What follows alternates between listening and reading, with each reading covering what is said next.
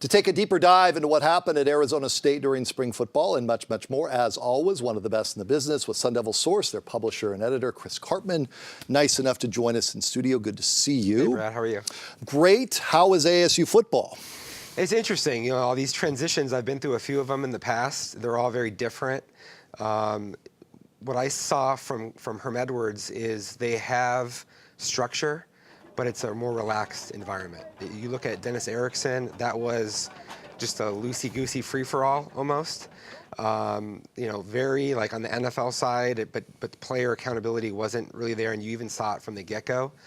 And then Todd Graham was such a disciplinarian that just he ruled with an iron fist kind of a way. It was more of a high school approach, I would say, to football. This is sort of a mesh of those two ways. You know, I think almost like it takes some of the better parts of Dirk Cutter, but it has some of the better parts of Dennis Erickson and Todd Graham as well. I think the players they really embraced it. There wasn't a lot of pushback to any of the teaching, and yet guys were having a good time. Really, the spring is about learning your scheme, understanding what you're trying to do so that you're prepared when you get into the meat of it in August for what's next. And I think they did a pretty good job in that regard. You covered him now. You've been out there day after day after day. Is all of the negative around this hire, do you buy into some of that still, the question of can he do this?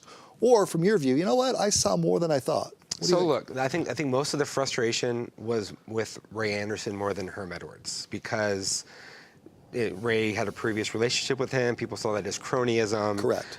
He hadn't coached at all in 9 years, hadn't been in college football since 1987. There's a lot of there's a big learning curve that's associated with that, and especially when you're older and in your career. Some people would say maybe he's just doing this because it's a great paycheck and it's a great place to live and all of that. I understand it. But I see him dialed in. You see him actually really hands-on coaching defensive backs, mentoring and tutoring guys. I think that he does care, and I think that you're going to get his best effort out of this. I don't know what that's going to be yet. 6 wins this year, 8 wins this year.